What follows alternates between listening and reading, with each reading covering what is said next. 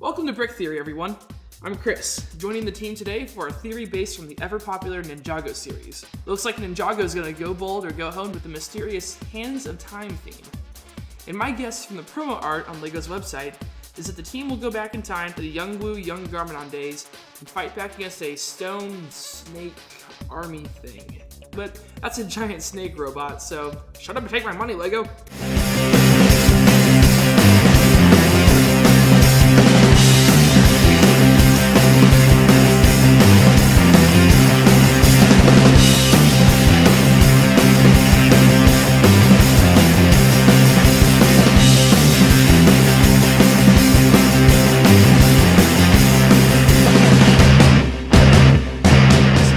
Context out of the way, let's get to the heart of the matter.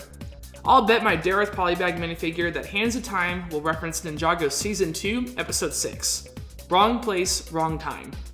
It's the one episode we have so far that features time travel, and there's some inconsistencies. Quick spoiler alert here, so quickly watch the episode before we dive right on in.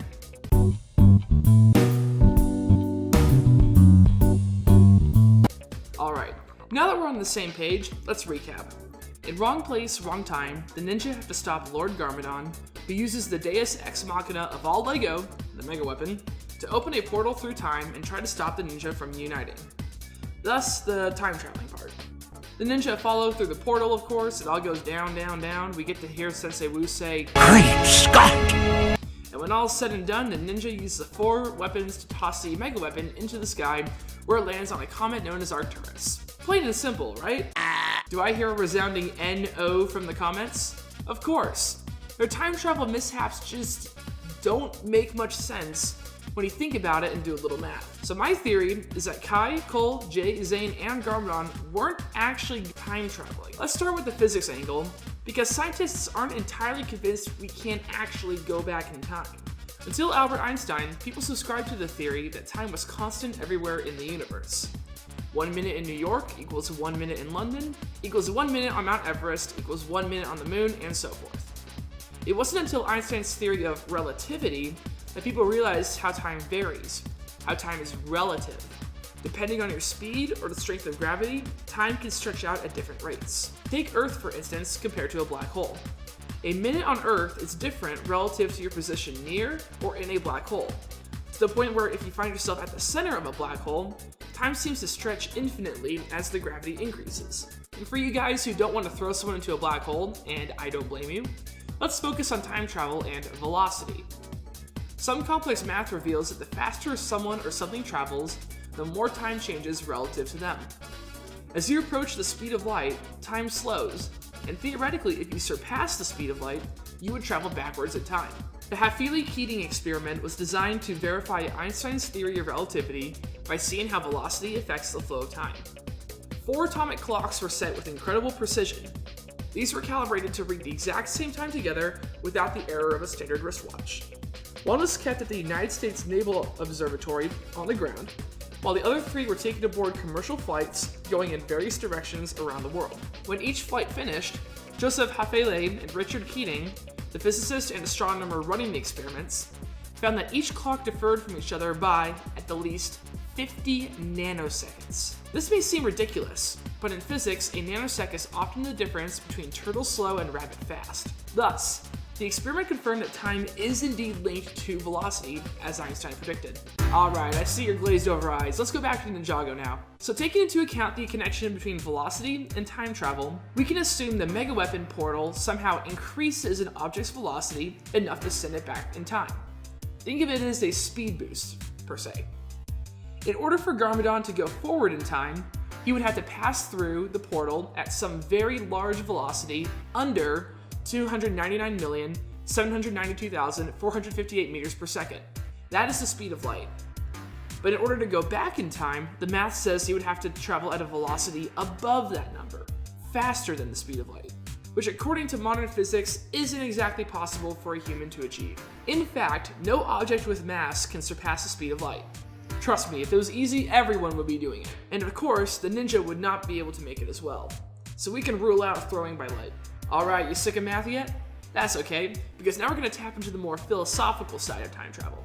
And believe me, it gets nasty. None of our research so far takes into account the grandfather paradox, the oldest trick in the time travel book. Basically, if you go back in time to when your grandfather was young and you accidentally get him killed before your father was born, would you cease to exist in the future? And in that case, would you have gone back in time in the first place to accidentally kill him? It hurts the mind to think about. So applied to an already complicated Ninjago episode, if Garmadon goes back in time and disbands the ninja, then the disbanded ninja can't follow him back in time where he disbands the ninja. I need some Tylenol. Our inability to resolve the paradox means we can't examine how it all actually works, and that's no fun. It may be possible, but it's not probable. It also means the Hageman brothers can't really script the episode, and all the angry Ninjago fans would riot, so no paradox for you. You've lost me. So how can one travel through multiple alternate realities without messing up the time and space continuum? The grandfather paradox suggests that the way Garmadon wants to change the timeline makes no sense, and quite possibly won't even work.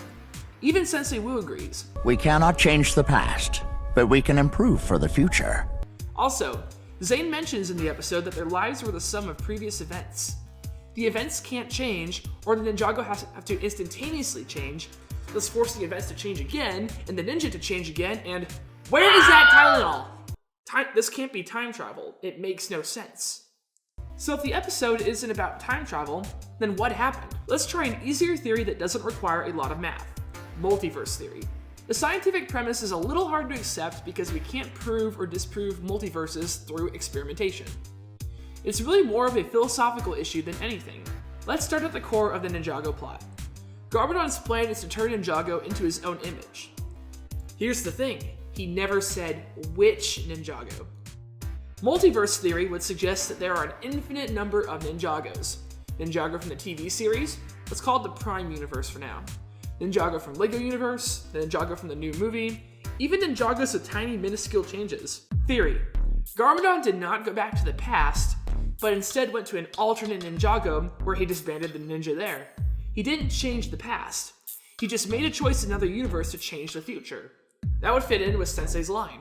That alone means we can forget about velocity and gravity, since those would not be necessary to travel to an alternate universe. Necessarily. So for those of you who did not enjoy the math, sit back, relax. This is going to be philosophy from here on out. Now hold up there, Chris. What about Lloyd fading in and out of those pictures? And the clock animations and stuff? Good question. But how do we know that was the Ninjago Prime Universe to begin with? I would say that's another alternate universe entirely, where another Wu was watching another Lloyd fade in and out of existence. In fact, perhaps we're looking at two different Ninjagos. The Prime Ninjago where Lloyd fades out, and the alternate Ninjago where Lloyd fades back in. As has been confirmed in many Ninjago episodes, Lloyd's powers and identity as the Green Ninja are tied to the existence of the other four ninja. If they leave one universe, they will impact his existence. On top of all that, how do you explain multiple realities to the ninja? It's an alternate universe that looks a lot like past events, so it would make more sense to 5 ninjas, 2 old dudes, and a samurai, all without physics degrees, to call it time travel. The Ninjago Wiki also documents the differences between the pilot episode and Wrong Place, Wrong Time, including differences in Shadow Garmadon's helmet designs, the color of Samukai's spine, how Nia is chained over the lava, and so forth.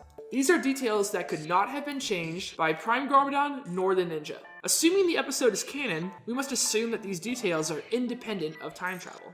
Now what about destroying the Mega Weapon? It wouldn't change the past because the Mega Weapon would still have technically existed in the present.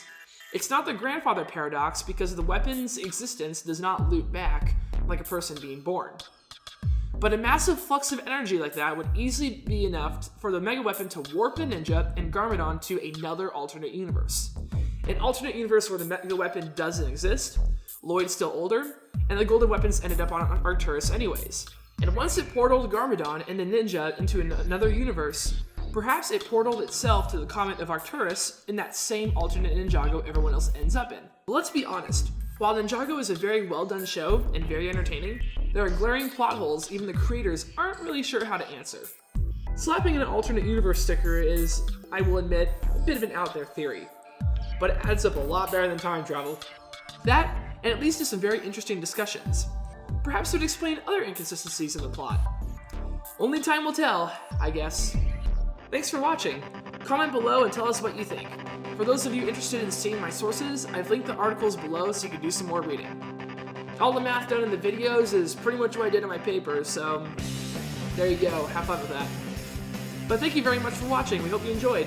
Like, comment, subscribe, and stay tuned for more. And this is Chris, signing out.